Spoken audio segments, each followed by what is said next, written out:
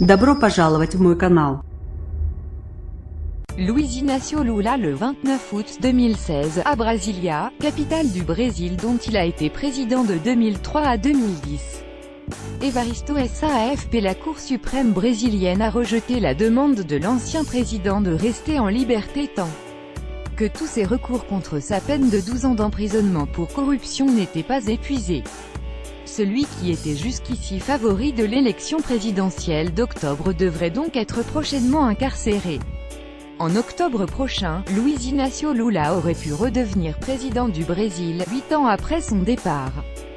Mais selon toute probabilité, il ne suivra cette élection présidentielle que de loin, depuis une cellule de prison.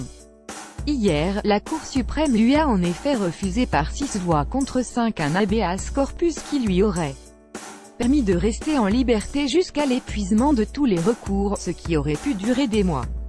L'homme politique âgé de 72 ans est aujourd'hui rattrapé par les méandres du plus grand scandale de corruption de l'histoire du pays.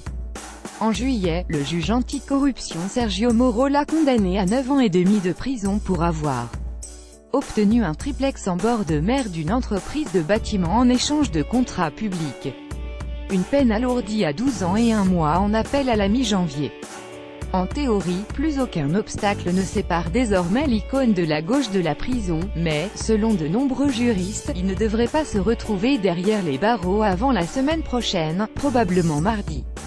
Lire aussi, Brésil, peine confirmée et alourdie pour l'ancien président Lula. L'homme politique a déjà reçu plusieurs déclarations de soutien. Le peuple brésilien a le droit de voter pour Lula, le candidat de l'espérance. Sa candidature sera défendue dans les rues et dans toutes les instances, jusqu'aux dernières conséquences, a affirmé sur Twitter le Parti des travailleurs, fondé par Lula dans les années 80. De son côté, le président vénézuélien Nicolás Maduro a affirmé sur Twitter avoir ressenti une douleur à l'âme devant une telle injustice.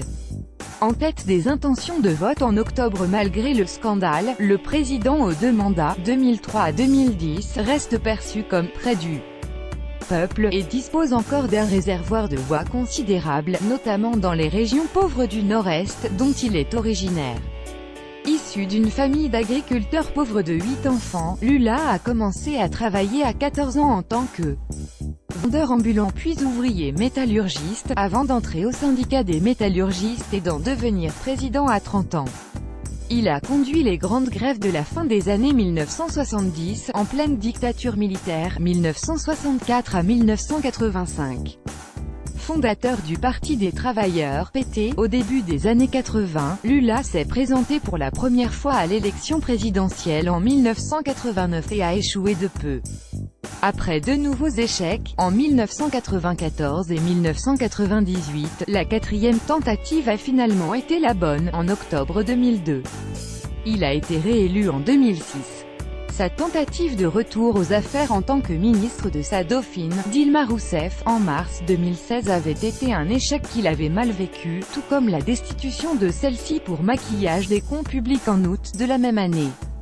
À quelques mois de la présidentielle de 2018, le septuagénaire était donné en tête des intentions de vote, même s'il est détesté par toute une partie de la population.